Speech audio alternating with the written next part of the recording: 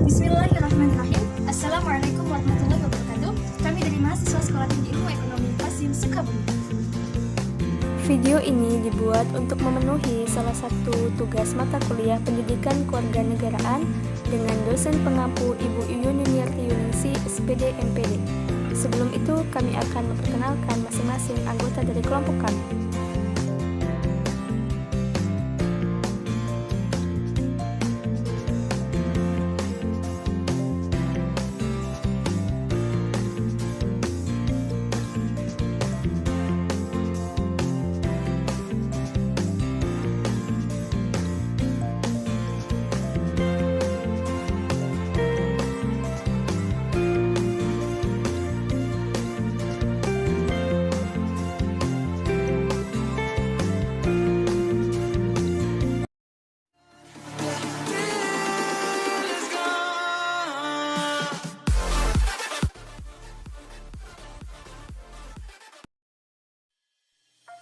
Itu BPJS.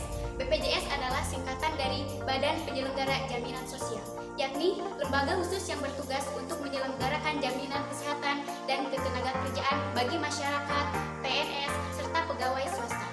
Program ini dimulai diselenggarakan pada tahun 2014 melalui dasar hukum Undang-Undang Nomor 24 Tahun 2011. Lembaga ini mengadakan dua jenis jaminan kesehatan.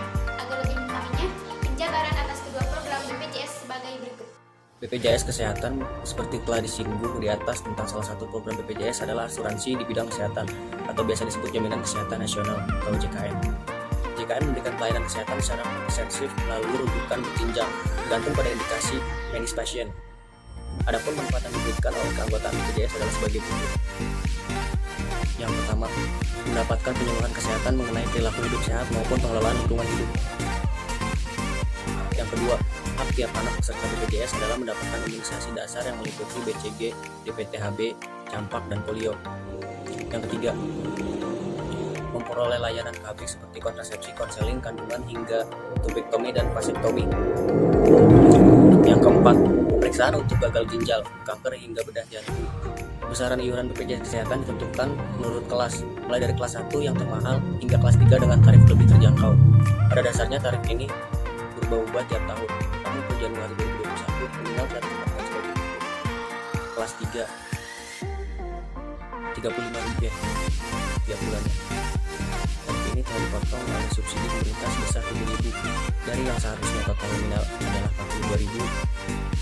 Kelas 2 Rp100.000 per bulan. Kelas 1 Rp150.000 per bulan.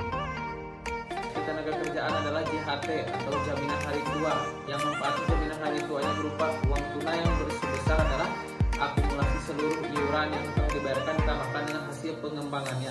Ketenagakerjaan, program BPJS di bidang ketenagakerjaan adalah jaminan hari tua atau JHT yang pembayarannya ditanggung oleh pengusaha atau pekerja.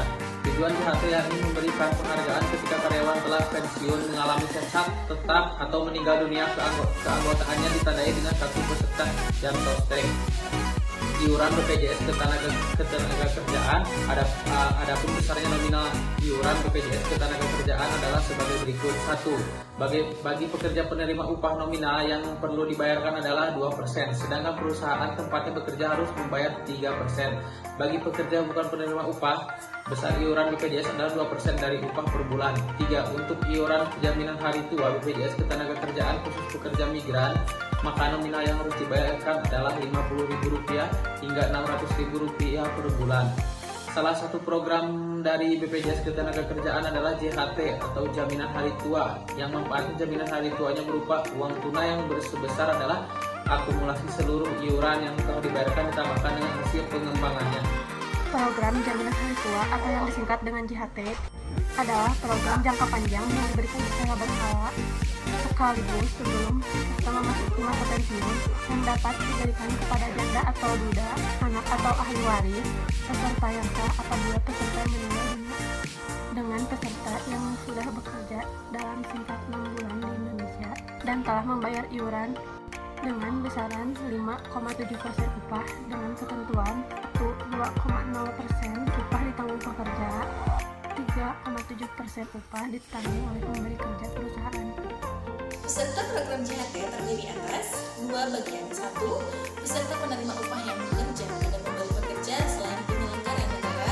Dua, peserta bukan penerima. Syarat aturan pengambilan JHT yaitu 1 bulan setelah berhenti kerja, JHT dapat dicairkan. Tunggu dulu. Kamu tahu nggak sih bahwasanya Manat Republik Indonesia telah mengajukan permenaker baru? Bahwasanya di situ JHT dapat dicairkan setelah usia kita beranjak 56 tahun. Hah? Seriusan? Iya, lama banget. Jadi, kita bisa mengambil dana JHT setelah usia kita 56 tahun. Tapi tidak hanya itu, dana JHT dapat dicairkan sebagian sebelum usia kita 56 tahun. Lalu, bagaimana dengan pekerja yang di PHK? Tenang, sekarang sudah ada JKP, yaitu Jaminan Kehilangan Pekerjaan, yang diselenggarakan oleh Kementerian Ketenagakerjaan dengan BPJS Ketenagakerjaan yang dikenal dengan jam sostek yang berjalan pada tanggal 22 Februari 2022. Dengan manfaat, tetapi JKP ini tidak berlaku untuk yang resign, cacat atau tetap, pensiun ataupun meninggal, dan perjanjian kerja waktu tertentu dengan kontrak kerja. Lalu bagaimana dengan masalah JHT yang tadi?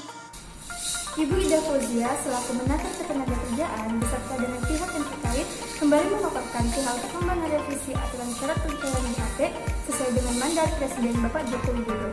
Ia mengatakan bahwasannya aturan lama saat ini masih berlaku sesuai dengan Peraturan Permenaker Nomor 19 Tahun 2015, sehingga peserta masih bisa mencairkan JHT sebelum usia 56 tahun karena PHK ataupun di-resign dengan bisa cair setelah 1 bulan berhenti bekerja.